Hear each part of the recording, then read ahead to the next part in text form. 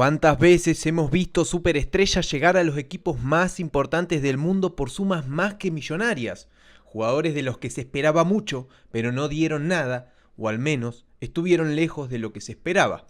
En un fútbol moderno inflado por las grandes transacciones que muchas veces esconden ingresos de inversiones fantasmas, comprar a los mejores jugadores o a los más caros no siempre es sinónimo de rendimientos deportivos. Un camino que empezó el Real Madrid en la época de los Galácticos de Florentino Pérez y que se potenció con la llegada de capitales petroleros al mundo del fútbol, acostumbrándonos cada vez más a las cifras exorbitantes por las grandes estrellas, en un mercado que parece competir cada vez más por ver quién desembolsa una mayor cantidad de dólares para armar un Dream Team. Hoy, en Periodismo de Futboleros, traemos una edición especial con todos aquellos jugadores que no pudieron cumplir las expectativas y terminaron siendo no solo un fracaso deportivo, sino también un pésimo negocio para las instituciones que confiaron en ellos. Aclaro que no las voy a ordenar por precios de transferencia, sino por calidad de jugador y la expectativa generada. Acá van los 7 peores fichajes del fútbol moderno. Puesto 7. Tras la salida de varios jugadores clave y en busca de revitalizar su ataque, el Manchester United se lanzó al mercado de fichajes con una billetera infladísima. El objetivo fue Antony, el polémico extremo brasileño que había impresionado en el Ajax. Los Diablos Rojos desembolsaron una suma considerable de 95 millones de euros para hacerse con los servicios del prometedor jugador. La llegada de Antony a Old Trafford generó una mezcla de entusiasmo y escepticismo entre los seguidores del United. Si bien muchos estaban emocionados por ver al brasileño, algunos cuestionaban si realmente valía el alto precio pagado por él.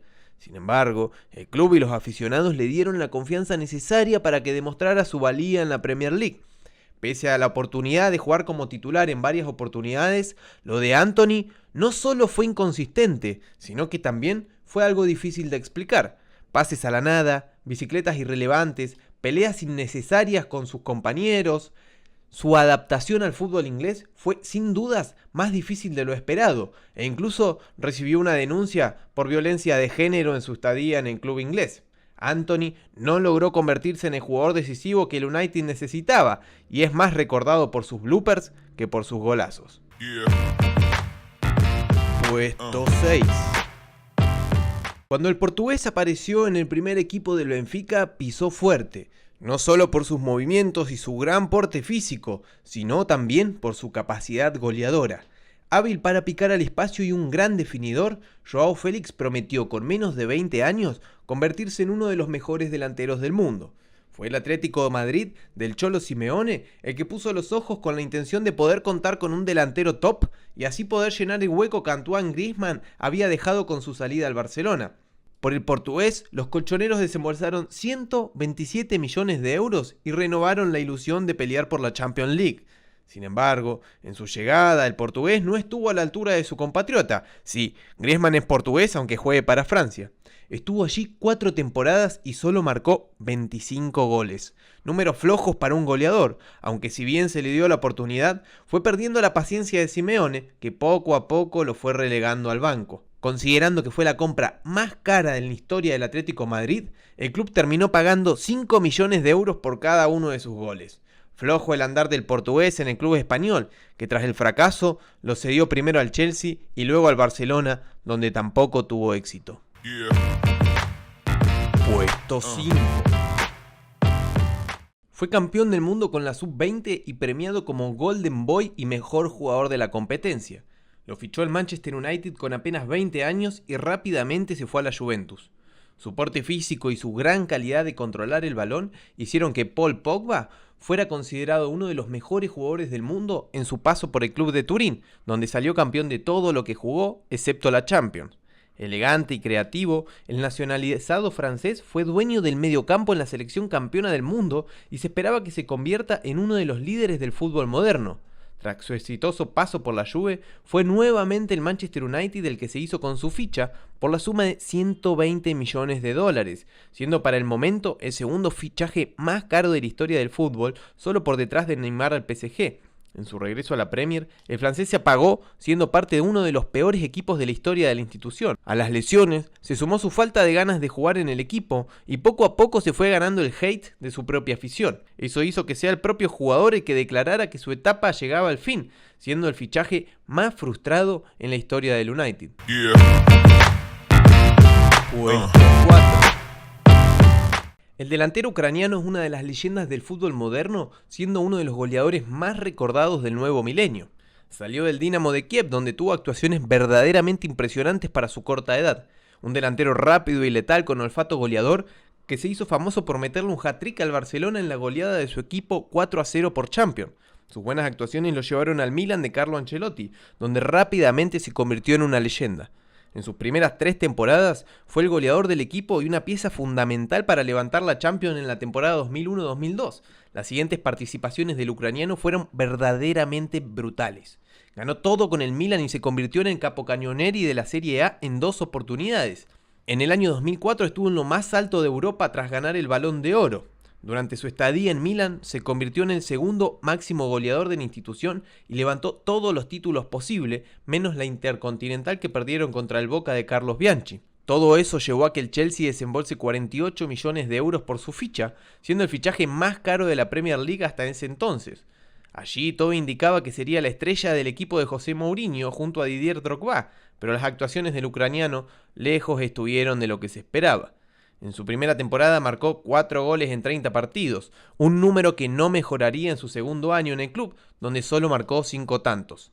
La gran cifra pagada por el goleador y la gran cantidad de lesiones que sufrió en su arribo al Chelsea hicieron que la afición inglesa catalogue al fichaje del ucraniano como uno de los máximos fracasos de la historia del club y del fútbol europeo, ya que finalmente quedó libre sin retribuir la confianza depositada en él.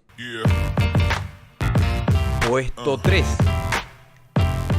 Eden Hazard es uno de los fichajes de los que personalmente más esperaba, no solo por sus buenos números, sino por su calidad individual y su potencia en el 1 a 1. Cuando pasó del Chelsea al Real Madrid por más de 100 millones de euros, creo que coincidimos en que se esperaba que el belga sea uno de los mejores jugadores del mundo, aunque claro, eso nunca sucedió.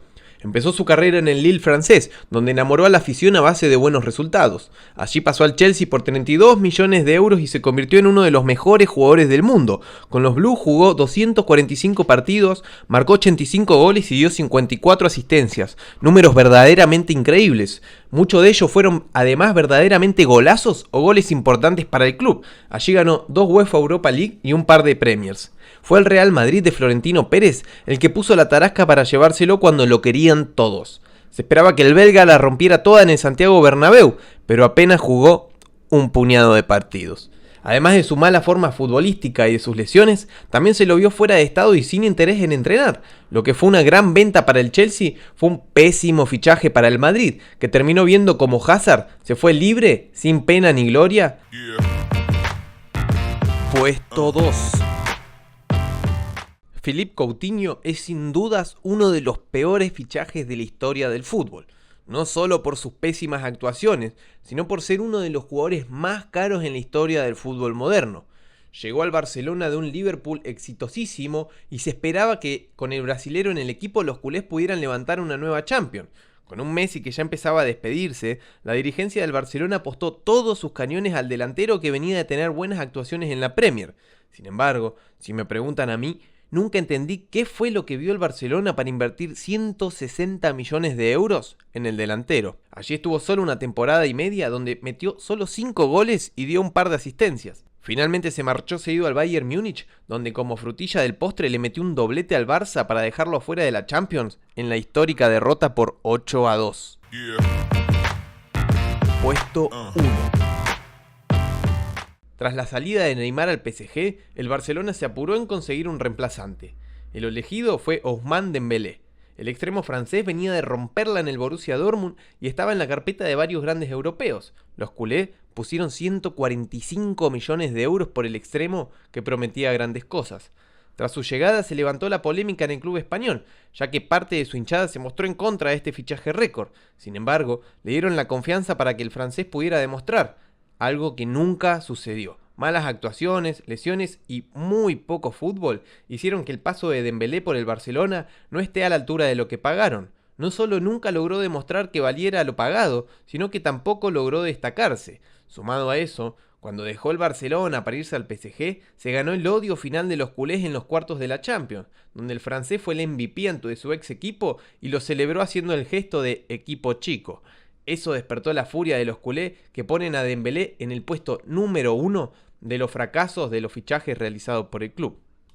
Sin duda son muchos los fichajes que podrían entrar en este top, y dejé afuera algunos que no considero, como el caso de Kaká o Neymar, ya que pese a que no cumplieron con lo esperado, sí fueron fichajes importantes que tuvieron poder de reventa o altos ingresos por publicidad y venta de camisetas. ¿Y vos? ¿A quién sumarías a este top?